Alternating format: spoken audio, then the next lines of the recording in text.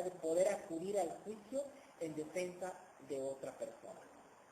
Y esa personalidad es la que en ocasiones ha obstaculizado la impartición de justicia respecto al gobernante.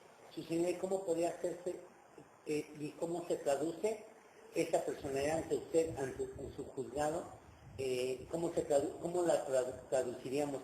Yo soy el que yo estoy en mi departamento, lo doy para rentar, hay problemas ahí, contrato al abogado, el abogado hace la demanda, se va todo un proceso, llega el juicio de amparo. Ya nos explicó, ahora cómo la traduciríamos para presentarla ante el juzgado, esta traducción, para que la gente le entienda también y dijera, bueno, ya me dijo todo esto, pero ahora, ¿cómo lo vamos a traducir? En el juicio de amparo, sencillito, para que lo entendamos. Claro que sí. Ya en el juicio de amparo, yo ya llevé un juicio de controversia de arrendamiento en donde reclamé el pago de rentas y demás. Ahí mi abogado ya obtuvo sentencia, quizás es absolutoria, ¿no? Y voy a acudir al amparo. Al amparo puedo acudir directamente o bien igual por mi abogado. ¿Cómo se traduce esto? Que el abogado entonces vaya al juez de distrito con su demanda y a su demanda de amparo anexe las constancias necesarias. Comentábamos que conforme a los artículos 12 y 13 de la ley de amparo, la personalidad puede ser acreditada directamente ante el juez de distrito o bien decir que ya la tenemos reconocida ante la responsable. Si yo ya la tengo acreditada ante la responsable, cuando mi abogado presente el escrito de demanda de amparo, deberá de anexar a la misma las copias certificadas que acrediten que el juez de arrendamiento, o ya jueces civiles, ya le reconoció la personalidad a mi abogado, que ya estuvo de acuerdo en que mi abogado participara en el juicio, en el primer juicio. Ya en el juicio de amparo, lo que debe de hacer es acreditar que yo ya tenía reconocido una personalidad. O bien, si en el juicio de origen, digamos en el de arrendamiento, el abogado, yo ya no quiero que me siga representando. En el juicio de amparo, cuando yo presente mi demanda, deberá de anexar las constancias en las que yo como cliente le estoy dando facultad al abogado para que me defienda en el juicio de amparo, como podría ser un poder notarial, una carta poder debidamente ratificada ante el juez de distrito, o cualquier otra constancia de personas morales, bueno, a lo mejor el que le otorgan que es representante legal, ¿no?, de la sociedad.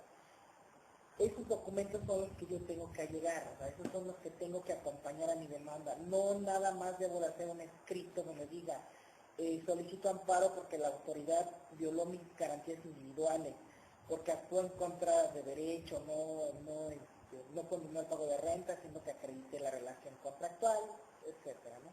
Pero en cuanto a la personalidad, son estas formas en que debemos de actuar en el juicio de amparo. Bien.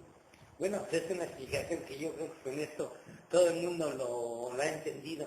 Ahora sí entremos a lo más técnico de tesis, jurisprudencia. Esa tesis que estaba diciendo, ya es jurisprudencia donde ya se puede hacer desde que entra, pedir la personalidad. ¿Esto ya es una jurisprudencia? Así es, tenemos ya... ¿No tiene el número de tesis, señoría, para que la gente lo sepa?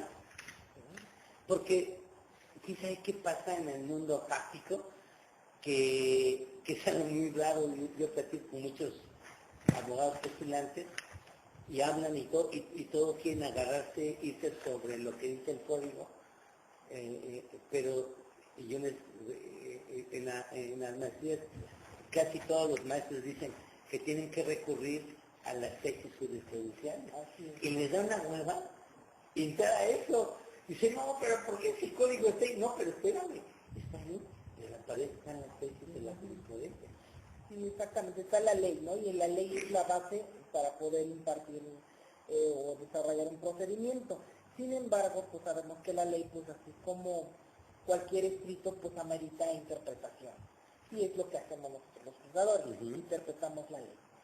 y en ocasiones nuestros legisladores, quizás porque no están en la práctica, ciertas cuestiones omiten.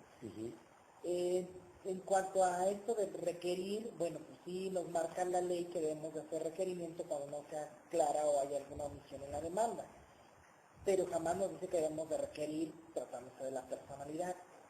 En tratándose del juicio de amparo tenemos la jurisprudencia 79-2009 de la segunda sala de la Suprema Corte de Justicia de la Nación. Esta es la más reciente en cuanto a la personalidad y es la que nos obliga a requerir al quejoso cuando alega que tiene acreditada la personalidad ante la responsable, pero no nos allegan las constancias. Tenemos que requerirla para que no las exhiba y si no nos desahoga esa prevención exhibiendo la promoción correspondiente.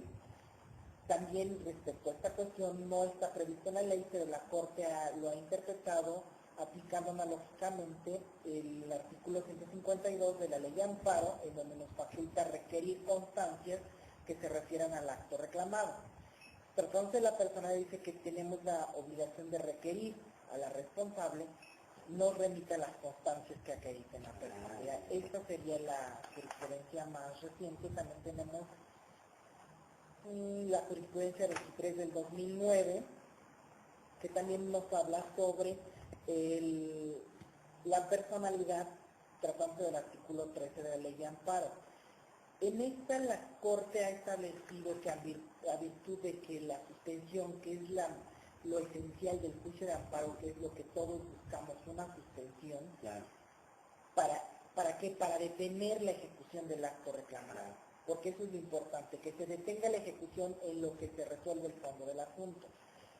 Si nos reclaman, si nos indican que tiene acreditada la personalidad ante la responsable y nosotros les requerimos las constancias a la responsable, no debemos de alguna forma suspender la admisión, dice la Corte. Aquí sí hace una excepción. Está muy interesante. Hay una excepción a lo que decíamos, que previo a admitir la demanda debemos de verificar la personalidad.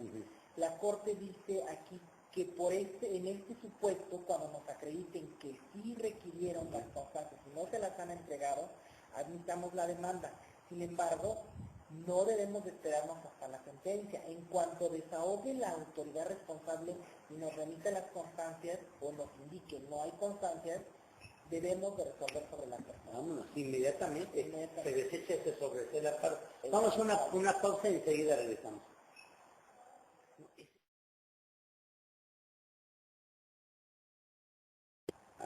Bien, estamos entrevistando al maestro, el juez Lucio Levanava, con el tema de la personalidad en el juicio de amparo. Pues es muy grato para mí. Ya estamos en un minuto de despedirnos. Yo quisiera pedirle al señor juez que nos indicara, ya platicamos de esta jurisprudencia, que nos dijera cuál sería su conclusión final, su señoría, y esto, qué pasa con estas conclusiones que nos dijera sobre este tema de la persona, porque es un tema muy interesante, es un tema que es apasionante, porque se ve desde luego cuando nos dice, bueno, la persona es que, bueno, pero ya platicando, tienes mucha tela de dónde cortar. Adelante, señora, no quiero quitarle ni un tiempo porque quiero que dé sus conclusiones. ¿Y qué nos puede decir? Claro que sí, gracias. Sí, en cuanto a la personalidad, como decíamos, pues es algo que de principio vemos, ¿no? ¿Qué podemos aprender sobre la personalidad? Pero vemos que en la práctica, o sea, lo vemos que efectivamente, o sea, falta conocimiento por parte de los litigantes, tener un poco más de conocimiento sobre estas jurisprudencias, y jurisprudencias que han surgido para evitar dilaciones en el procedimiento, evitar lo que llamamos las chicanas, ¿no? Que muchas veces lo que buscamos es la suspensión definitiva, la suspensión del acto reclamado. ¿Qué pasa? En cuanto al fondo, no nos interesa si se niega, si son reseos, o en sus casos se debe conceder. Lo que importa es la suspensión del acto reclamado. Por eso considero que, bueno, la personalidad sí debemos de tenerla siempre presente en el juicio de amparo y tener cuidado respecto a ella para poder nosotros llegar a un feliz término, ¿no? Una sentencia, que es lo que buscamos todos, que sea